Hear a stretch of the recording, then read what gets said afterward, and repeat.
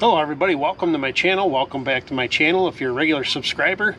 Today we're going to do a little update video on the Chonda. Let's roll the video. You think you know me?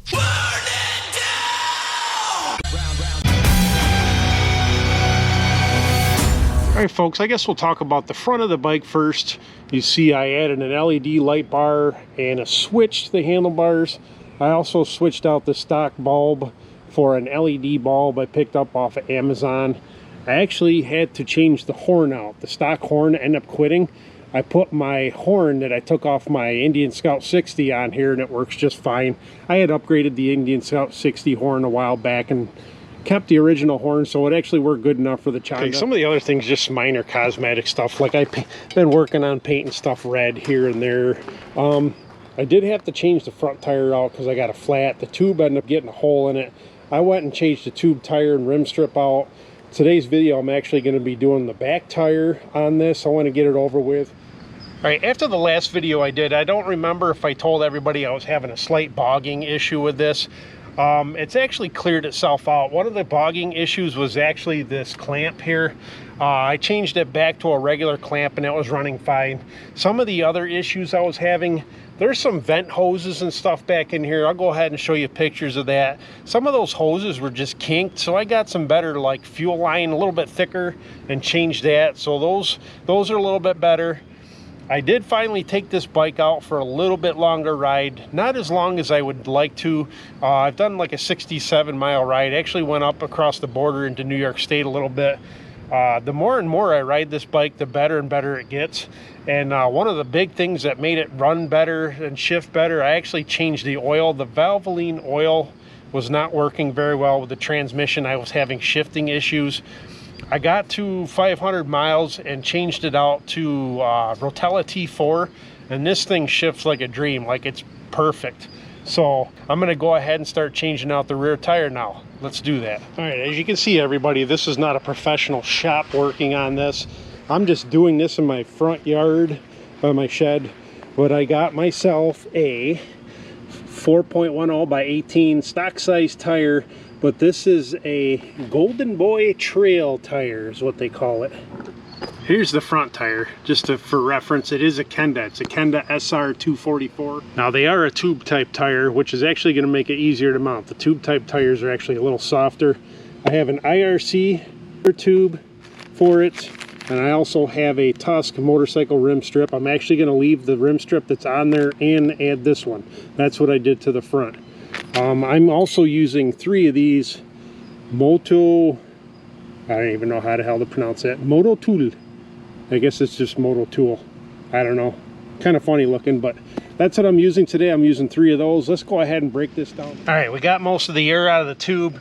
I've already broken this loose. Like I said, I just pushed on it. This is why I had the cardboard underneath. And this is where it comes in handy to have 3 of these. You go ahead, once the beads broke, you just go ahead and stick this in there. Like I said, most people will use some sort of soapy water or they'll use talcum powder to protect the rims. Like I said, if you want your rims to look good, make sure you use something on there to keep it so you don't damage them. We'll go ahead and put this one in here, and then we just kind of work our way around. You may have to put your knee down to kind of hold it in place, especially if you're not doing this on some sort of fancy table. And this is where you use one. I'll actually use my sprocket to hold that one in place while I do the other one. Don't know if that's the most professional way to do it. I'm showing you the simple way to do it. Take the next one, go like that, same thing. Turn the wheel a little bit. Keep an eye on your rotor and everything too. Try not to damage. Don't push down on your spokes or anything else. Once you get that out, you just kind of do the same thing all the way around till you break the bead off on this side of the tire. And then you can go ahead, see, it starts getting easier once you've done it a couple times. Going around, you can actually go further apart now and just kind of work your way loose. All right, once you got the bead broke all the way around on this side, easiest thing to do now, as long as you got all the air out of the tube, pull that out first, get that thing out of the way before you take the whole tire off the rim. All right, now that we got the tube out, I went ahead and broke it loose from this side. I stood it up. It's pretty loose on there now. We just got to get it started on that side. just kind of lift it up from the backside. This is the way I'm doing it. I'm kind of forcing it. Like I said, if you want to protect your rims, you're going to want to spray it down with some kind of soapy water to do this. I don't really care. But get it started, and then you can kind of work your way around a little bit. With the tools, this is where it's good to have 3 of them to break it down. Just got to get it started anyway. Once it's started, it'll come off like that. All right, the next thing I'm going to do now, I'm going to go ahead and make sure the stock rim strip is still on there. It wasn't even covering half the holes. You know, they rush and put these things together. And then what I'm going to do is I'm going to put the brand new Tusk one right over the top of it. You just got to make sure you line up your hole for the valve stem. All right, I just did an inspection, got the two rim strip all the way around, nice and even, got them both lined up with the hole. Now it's time to put the new tire on. All right, folks, now we're going to be putting the tire back on. I've got the rim on top this time, and I got it kind of started in there. So I'll just go ahead and start working my way around with the tool now to kind of pull it up in there. See if it's going to cooperate this time. Kind of using one tool at the moment, just kind of pushing down on it. I'm going to try and do it on the other side too. It's easier to work on each side slowly. Like I said, don't damage the tire now that you got your new tire, but you can kind of work your way around now with the tools. So this is where having a tire changing station or having somebody else do it for you would be easier, but you don't want to spend the money for somebody else to do it.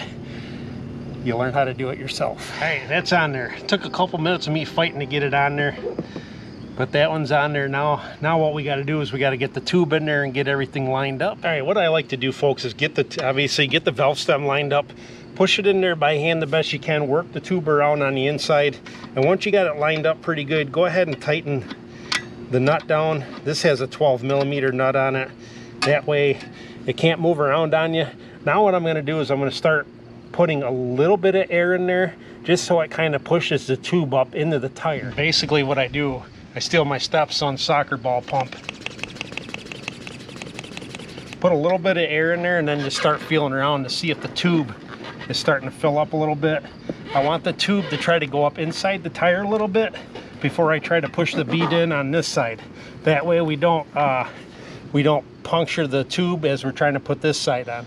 All right, now what I like to do, once I know the tube's kind of up in there a little bit, start pushing the tire on the best you can. I like to use the tool sparingly. Of course, I'm going to have to use the tool anyway to kind of hold it in place because it's not going to stay. Make sure you don't pinch your tube in there at this rate.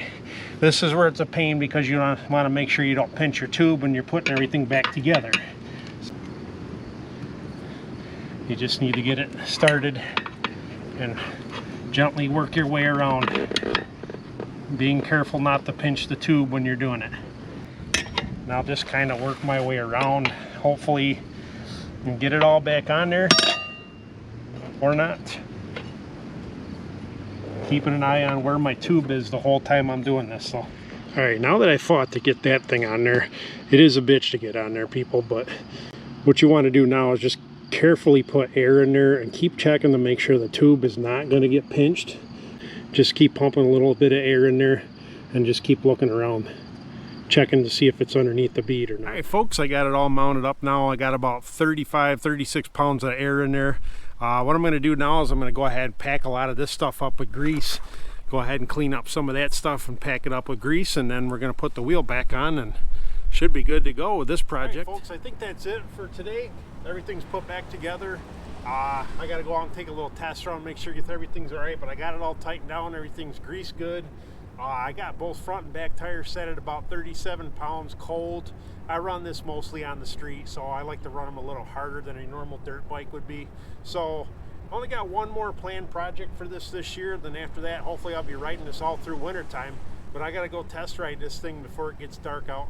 Thanks for watching. Glad you stuck around to watch another one of my Chonda videos. I know it's been a while. I've been doing all the camper videos. More of those are coming too. Bye for now.